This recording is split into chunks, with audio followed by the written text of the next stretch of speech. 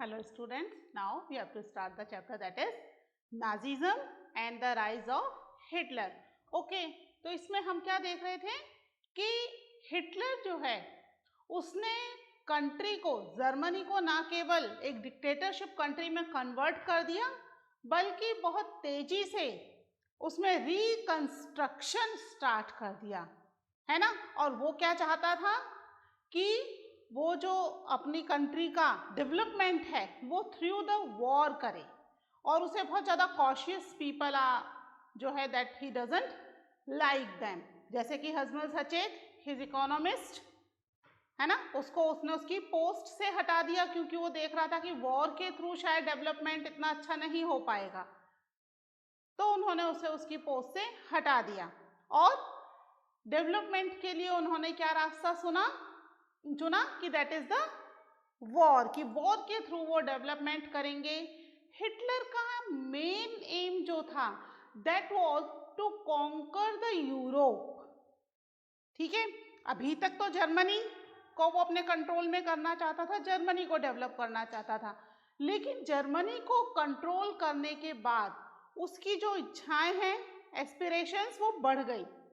वो यूरोप को, या यूं कहें कि जर्मनी के आसपास जितनी भी कंट्रीज थी सबको कॉन्कर करना चाहता था, उनको जर्मनी में मर्ज करना चाहता था और जर्मनी को एक बहुत ही पावरफुल कंट्री बनाना चाहता था।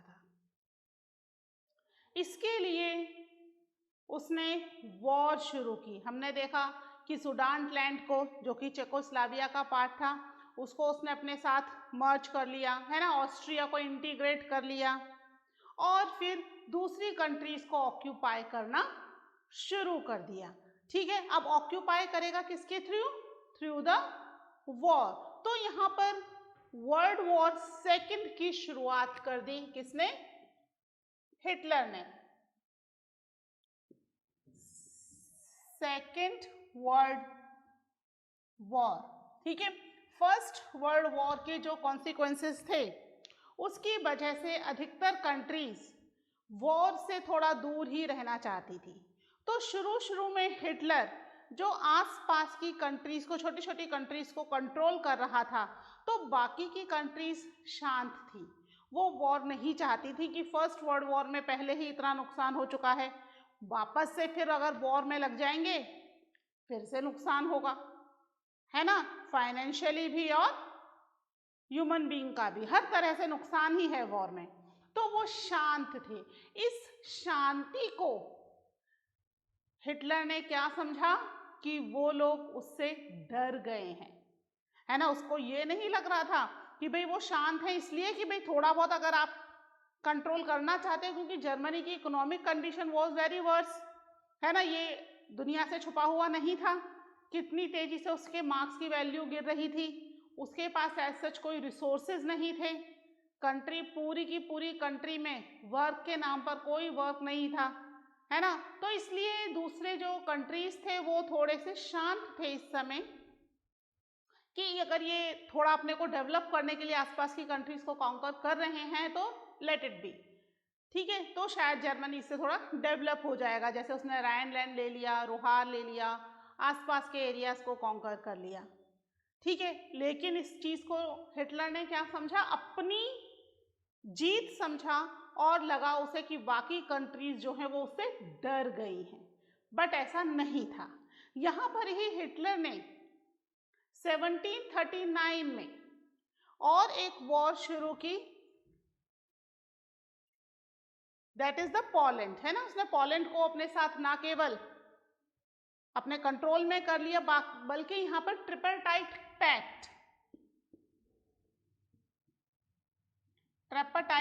पैक्ट हुआ, एक उसने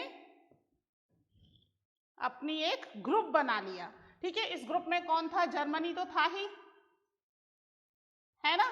इसके अलावा यहां पर इटली एंड जापान, इन तीनों ने मिलकर के अपना एक ग्रुप बना लिया और आसपास की कंट्रीज को कॉन्कर करना शुरू कर दिया, दैट इज ट्रिपरटाइट पैक्ट, ठीक है, जो कि बना 1940 में। ठीक है, 1940 में बना। ठीक है, 1941 जो टाइम पीरियड था, इस समय Hitler was at the pinnacle of his power, अपने पावर की सबसे ऊंची वाली चोटी पर बैठा हुआ था, मतलब ही वॉज वेरी पावरफुल, है ना। 1941 आते आते तक उसकी पावर काफी बढ़ गई। अब जब भी किसी की पावर बहुत ज्यादा बढ़ जाती है तो उसे क्या लगता है कि मुझे हरा पाना मुश्किल होगा, अब लोग मुझसे डरेंगे, है ना, और मैं जो है वो चाहे जो करूं मेरी जीत है, क्योंकि छोटी मोटी जीतें उसे कंटिन्यू मिल रही थी। मोस्ट ऑफ द वॉर जो वो भी कर रहा था उनमें वो जीतता जा रहा था। फिर इसने बड़ा स्टेप लिया, दैट वाज द, हम कह सकते हैं कि इसका हिस्टोरिकल ब्लंडर कर दिया उसने। आसपास की छोटी कंट्रीज को कॉन्कर करना ठीक था, लेकिन उसने ईस्ट में जर्मनी जो है वो, जर्मनी यहाँ बीच में है इस तरीके से, यहाँ पर रशिया है बहुत बड़ा सा, है ना, इधर की तरफ फ्रांस है, फ्रांस के ऊपर इधर आइलैंड और थोड़ा सा फ्रांस से टच होता हुआ ब्रिटेन है। तो इधर की तरफ ये कौन सा पार्ट है, हम इसको कहते हैं ईस्ट, है ना, दिस इज द वेस्ट। तो जर्मनी ने यहाँ पर अपने जीवन की एक बहुत बड़ी गलती की कि उसने ईस्ट में फ्रांस और ब्रिटेन के साथ वॉर शुरू कर दी और वेस्ट में रशिया के साथ, है ना, फ्रांस को भी उसने और यूके, ब्रिटेन। ठीक है, ईस्ट और वेस्ट दोनों तरफ, ईस्ट में इसने बेसिकली बेसिकली ब्रिटेन, इसके ऊपर हमला किया, और वेस्ट में रशिया। रशिया की तो बहुत बड़ी आर्मी है ना, आपको पता होगा रशिया की आर्मी बहुत बड़ी, कंट्री भी तो बहुत बड़ी है ना, जितनी बड़ी कंट्री उस हिसाब से उसकी बहुत बड़ी आर्मी है। That was his main mistake कि उसने दोनों तरफ अपने आप को वॉर में इन्वॉल्व कर दिया। अब ईस्टर्न फ्रंट पर अगर ध्यान देगा तो वेस्टर्न फ्रंट पर गड़बड़, वेस्टर्न फ्रंट पर ध्यान देगा तो ईस्टर्न फ्रंट पर गड़बड़, और दोनों ही तरफ कंट्रीज कैसी हैं, दैट इज वेरी पावरफुल, है ना। ईस्टर्न फ्रंट पर तो उसको सक्सेस मिल रहा था, है ना, फ्रांस और ब्रिटेन को हराने में वो कामयाब हो रहा था, लेकिन यहाँ पर रशिया की जो सोवियत आर्मी है उसने हिटलर की आर्मी को बहुत बुरी तरीके से डिफीट करना शुरू किया। इतने बुरे तरीके से डिफीट किया कि हिटलर की जो आर्मी वो भागते भागते अपने हार्ट बर्लिन, जो कि कैपिटल सिटी है जर्मनी की, वहां तक उसको खदेड़ दिया। मतलब बहुत ही ह्यूमिलिएटिंग डिफीट थी वो फॉर जर्मनी। ठीक है, फ्रांस पे सक्सेस मिल रहा था पर वेस्टर्न फ्रंट पर बहुत तेजी से हार मिल रही थी। वहीं अब जो जापान है, जापान ने अपना ईस्टर्न फ्रंट पर वॉर करना शुरू कर दिया। ईस्ट की तरफ, इधर की तरफ इसको इंडो चाइना बॉर्डर है, इधर की तरफ थोड़ी सक्सेस मिल गई, वियतनाम, है ना, इधर की तरफ थोड़ी सक्सेस मिलनी शुरू हुई। फिर पता नहीं क्यों जापान को लगा कि यूएस के ऊपर, यूएस का जो नेवल बेस है उस पर क्यों ना अटैक किया जाए, है ना। यूएस इस समय तक वॉर में नहीं था। फर्स्ट वर्ल्ड वॉर की वजह से जो इकोनॉमिक डिप्रेशन आया था, हमने देखा था ना, वॉल स्ट्रीट एक्सचेंज कोलैप्स हो गया था, है ना। तो फर्स्ट वर्ल्ड वॉर की वजह से जो इकोनॉमिक डिप्रेशन आया था, उस डिप्रेशन को वो वापस से रिपीट नहीं करना चाहता था यूएस। तो उसने यहाँ पर वॉर में अपने हाथ खड़े कर दिए कि भाई मुझे वॉर नहीं करनी। लेकिन जापान ने एक बहुत बड़ी मिस्टेक ये कर दी कि शांत बैठे हुए यूएस के नेवल बेस पर्ल हार्बर के ऊपर बमबारी कर दी। अब अगर छेड़ोगे यूएसए को तो रिपीट में वो आंसर तो करेगा ना। तो जैसे ही जापान ने यहाँ पर बमबारी की उसके नेवल बेसिस पर, तो यहाँ पर यूएस वॉर में एंटर हो गया, और यूएस के एंटर होने के साथ ही ये कंट्रीज डिफीट होना शुरू हो गई। यानी अब ईस्टर्न फ्रंट पर जो सक्सेस मिल रहा था वो भी किस में कन्वर्ट हो गया, डिफीट में कन्वर्ट हो गया। और इसका सबसे बड़ा नुकसान झेलना पड़ा जापान को। जब यूएस ने इस वॉर के एंड में जापान की 2 सिटी हिरोशिमा एंड नागासाकी, उन दोनों के ऊपर एटम बॉम्ब, न्यूक्लियर बॉम्ब छोड़ दिए। ठीक है, ये बम इतने ज्यादा पावरफुल थे कि वो जो जितना एरिया उसके रेंज में आया वो पूरा एरिया तो डिस्ट्रॉय हुआ ही, साथ में इसकी जो गैसेस एयर के साथ मिक्स होकर के लोगों ने इनहेल की, उन लोगों को भी इससे बहुत परेशानी हुई। कई सारी जनरेशंस, 1945 में ये इंसिडेंट हुआ था और उसके बाद जितनी भी जनरेशंस जापान के उस एरिया में जिन्होंने इनहेल किया था इस गैस को, है ना, एटम बम के डिस्ट्रक्शन से जो बच गए थे, जो मर गए वो तो गए, जो बच गए उनकी नेक्स्ट जनरेशन में कोई ना कोई डिफेक्ट तो था ही। ठीक है, फिजिकल डिफेक्ट, मेंटल डिफेक्ट, कोई ना कोई डिफेक्ट उनके बॉडी में आया due to that they inhale the gases जो कि एटम बॉम्ब के थ्रू उनको इनहेल हुई थी। ठीक है, तो सबसे बड़ा नुकसान तो जापान को हुआ और मई 1945 में सेकेंड वर्ल्ड वॉर खत्म हो गया। किसके साथ? With the defeat of Germany. Basically इसमें जो मेन कंट्री थी वो जर्मनी ही थी। जापान को तो उसके यूएसए को छेड़ने का अंजाम भुगतना पड़ा, नहीं तो जापान पर भी इतना डिस्ट्रक्शन होता नहीं। ठीक है, तो यहाँ पर ये जो ट्रिपेटाइट पैक्ट था ये खत्म हो गया और जर्मनी जो था वो बहुत ही बुरी तरीके से इसमें डिफीट हो गया। इस डिफीट की डर की वजह से कि अब डिफीट हो गए हैं, तो फर्स्ट वर्ल्ड वॉर में किस तरीके से उन्होंने इम्पोज किया था उसके ऊपर ह्यूमिलिएटिंग ट्रीटी, तो अब उस तरह की ही ट्रीटी इम्पोज होगी। प्लस जो नाजीज हैं, नाजीज ने जो कारनामे किए थे वो अब हम पढ़ेंगे आगे क्या क्या किया था, उन सब की वजह से भी मोस्टली लीडर्स नाजी पार्टी के, उन्होंने either they commit the suicide और दे flee from the country.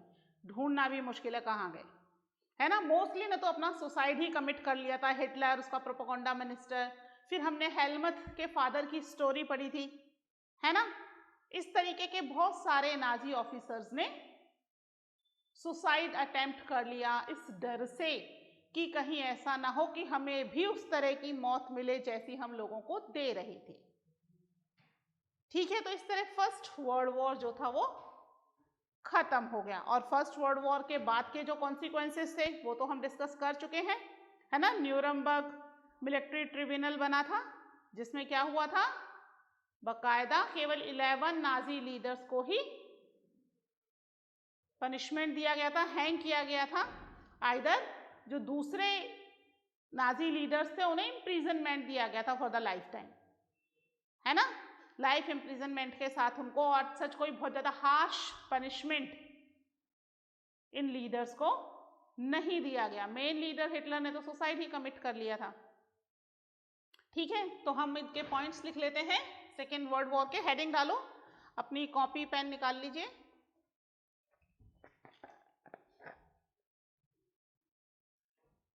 Open your notebook, book भी ओपन कर लीजिए बेटा, डाल लीजिए heading second world war. On September 1939, first point लिखिए, On September 1939, Germany invaded Poland. Next लिखिए, This started a war with France and England, है ना, ईस्ट में फ्रांस और इंग्लैंड के साथ वॉर शुरू हो गई। नेक्स्ट लिखिए, In September 1940, a tripartite pact was signed.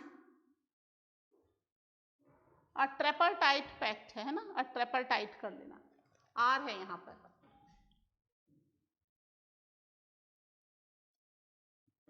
A tripartite pact was signed between Germany, Italy and Japan. ठीक है, नेक्स्ट लिखिए, by the end of 1940 Hitler was at the pinnacle of his power.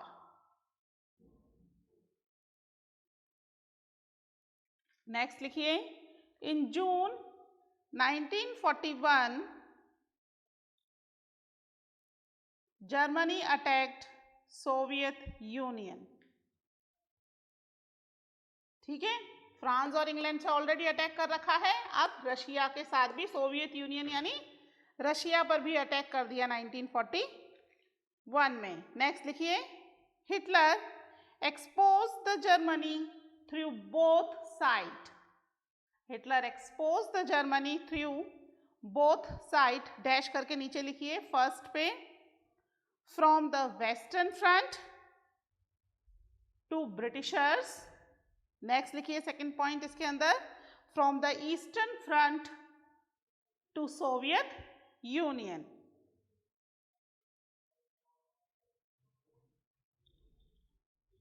है ना, eastern और western front दोनों पर ही उन्होंने, ये गड़बड़ हो गई मुझसे थोड़ा, इधर कर लेते हैं, इधर है ईस्ट और इधर है वेस्ट। ठीक है ना, from the western front to Britishers to the eastern front to Soviet armies. Next लिखिए, the Soviet red army, next point लिखिए, the Soviet red army defeated Germany at Stalingrad. ठीक है, स्टालिनग्राद ये कहाँ है, रशिया में एक जगह स्टालिनग्राद, यहाँ पर उन्होंने उसको डिफीट कर दिया और फिर उसको डिफीट करके, बहुत ही ह्यूमिलिएटिंग डिफीट थी, और कहाँ तक ले गए, बर्लिन तक ले गए। इतनी बुरी तरह से इन्हें डिफीट किया कि खदेड़ते हुए ये जो आर्मी थी वो वापस लौटते लौटते लौटते लौटते अपने घर बर्लिन तक पहुंच गए, इतनी बुरी तरीके से इन्होंने डिफीट किया। ठीक है, फिर नेक्स्ट लिखिए, the USA had resisted involvement in the war, but it could not stay out of the war for long. But it could not stay out of the war for long. ठीक है, next लिखिए, Japan was expanding its power in the east and bombed the US base at Pearl Harbor. ठीक है, US base, इधर की तरफ US base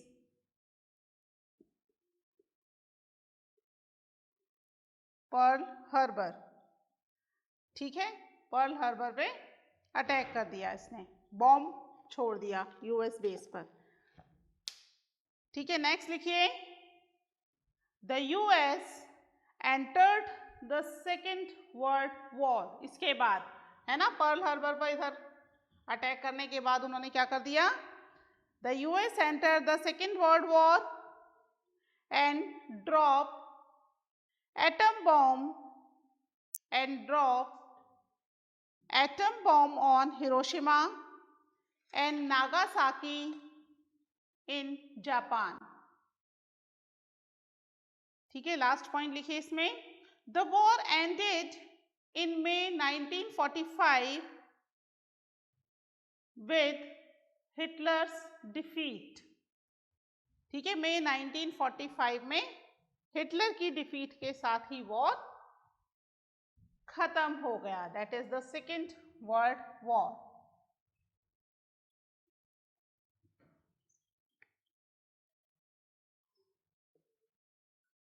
ठीक है, ये हमने सेकेंड वर्ल्ड वॉर के कुछ इंपॉर्टेंट पॉइंट्स लिख लिए हैं, जो कि क्या है, हमें बता रहे हैं कि किस तरीके से हिटलर ने वॉर शुरू तो की, लेकिन कुछ मिस्टेक्स की वजह से इसने उसे डिफीट, उसको क्या चाहिए था, क्विक सक्सेशन, वो जल्दी से जल्दी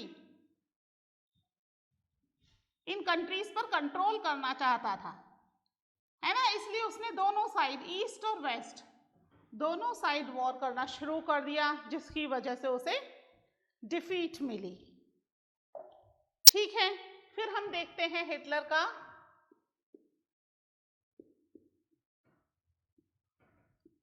द नाजी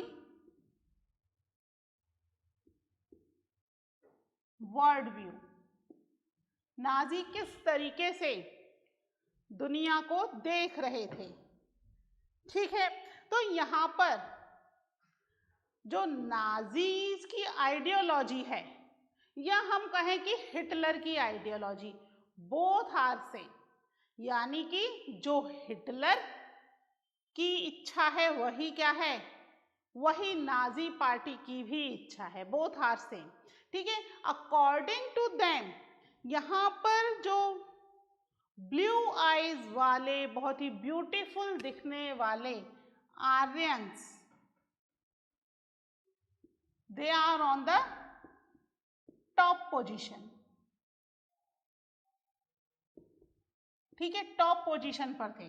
तो सबसे खराब हालत की थी, दैट वाज द जीस, जो कि सबसे क्या थे, they are on the last position. ठीक है, फर्स्ट पर आर्यन थे और लास्ट पर जीस थे। इसके बीच में बाकी की दूसरी कम्युनिटीज, जैसे जिप्सीज हैं, पॉलिश पीपल हैं, रशियन पीपल हैं, मेंटली और फिजिकली डिसेबल पीपल हैं, वो सब इनके बीच में है। ठीक है, यानी कि आर्यंस जो हैं वो हिटलर के सबसे ज्यादा कह सकते हैं कि पसंदीदा रेस थी, और ये सबसे वर्स रेस थी जीज की। ठीक है, ऐसा क्यों था, चलिए इसको भी हम डिस्कस करते हैं। पहले हम देखते हैं कि भाई ये जो प्रॉब्लम थी, इसको दुनिया को बताने के लिए, या कह सकते हैं कि अपने पॉइंट को प्रूव करने के लिए, उसने दो साइंटिस्ट का सहारा भी लिया। That was one of the Darwin, आप पढ़ते होंगे साइंस में about the Darwin, and Herbert Spencer. ठीक है, ये दो साइंटिस्ट थे, इनका सहारा लिया। Darwin was the natural scientist, है ना, नेचर के बारे में बताते थे, he was a natural scientist. According to him, भाई नेचर में जो क्लाइमेटिक कंडीशन चेंज हो रही है, उसके हिसाब से जो अपने आप को चेंज कर लेंगे प्लांट्स एंड एनिमल्स, वही सरवाइव कर पाएंगे।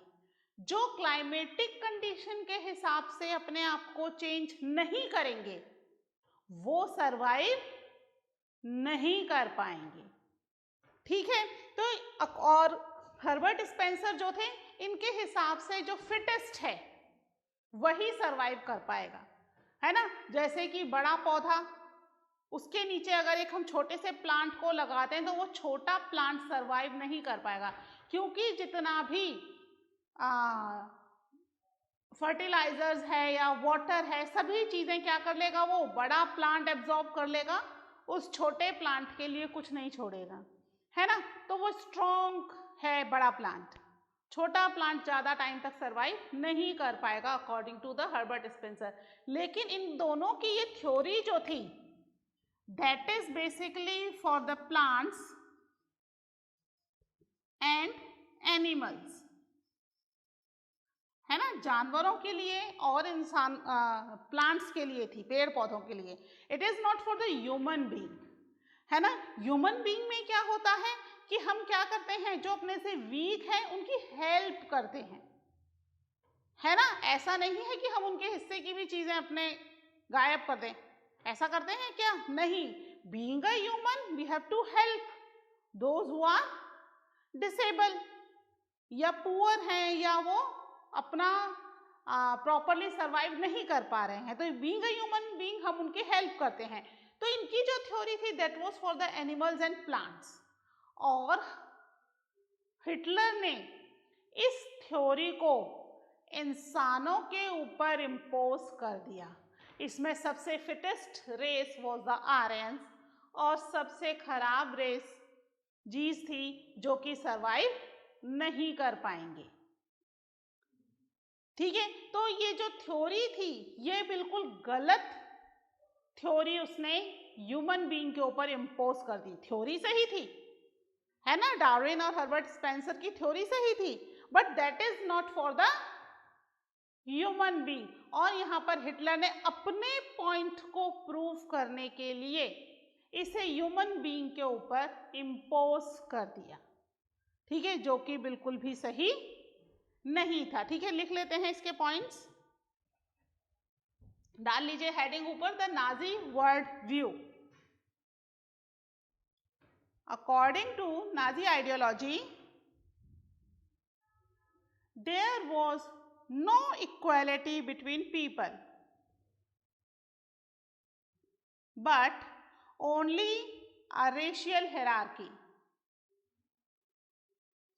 ठीक है, लोगों के बीच में कोई इक्वालिटी नहीं है। हम इक्वालिटी की बात कर रहे हैं, रेशियल हायरार्की है, एक सबसे हाईएस्ट एक सबसे लोएस्ट। ठीक है, नेक्स्ट लिखिए, नॉर्डिक जर्मन आर्यंस। ठीक है, आर्यंस के आगे लिखा दो Nordic German. Nordic German Aryans were at the top while Jews were located at the lowest, while all other races are between them. ठीक है, बाकी की दूसरी रेसेस इसके बीच में। ठीक है, आर्यन से अच्छी रेस कोई सी भी नहीं है अकॉर्डिंग टू द हिटलर, और ज्यूज से खराब रेस कोई सी नहीं है, बाकी सारी रेस इन बिटवीन है। ठीक है, as such being a human being ये रेसेस हम लोगों ने ही बनाई हैं, तो इसमें अच्छे और खराब का कोई मतलब नहीं होता है। बट हिटलर तो हिटलर है, उसकी अपनी खुद की एक आइडियोलॉजी है, और उस आइडियोलॉजी के हिसाब से उसने ह्यूमन बीइंग को उनकी रेस के हिसाब से डिवाइड कर दिया। ठीक है, नेक्स्ट लिखिए, Hitler's racism borrowed from thinkers like Charles Darwin.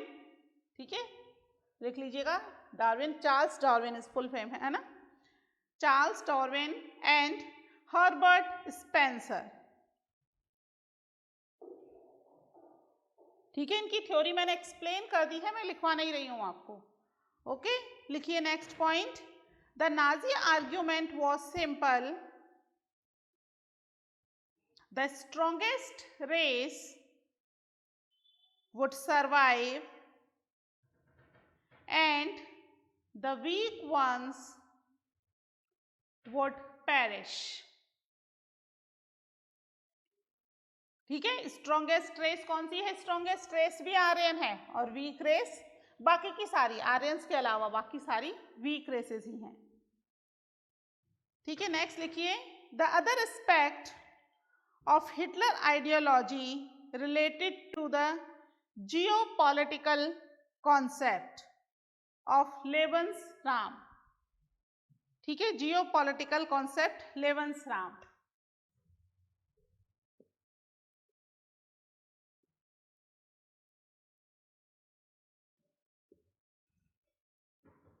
और लिविंग स्पेस। ठीक है, Lebensraum और लिविंग स्पेस। चलिए यहां तक लिख लीजिए आप, इसके बाद हम इसको डिस्कस करेंगे what is Lebensraum in the next lecture. ठीक है, Lebensraum, इसके आगे लिख लीजिएगा Lebensraum और लिविंग स्पेस, फुल स्टॉप। तो ये क्या है Lebensraum, जियोपॉलिटिकल थ्योरी क्या है, that we will discuss in the next lecture. Okay, till then take care, bye.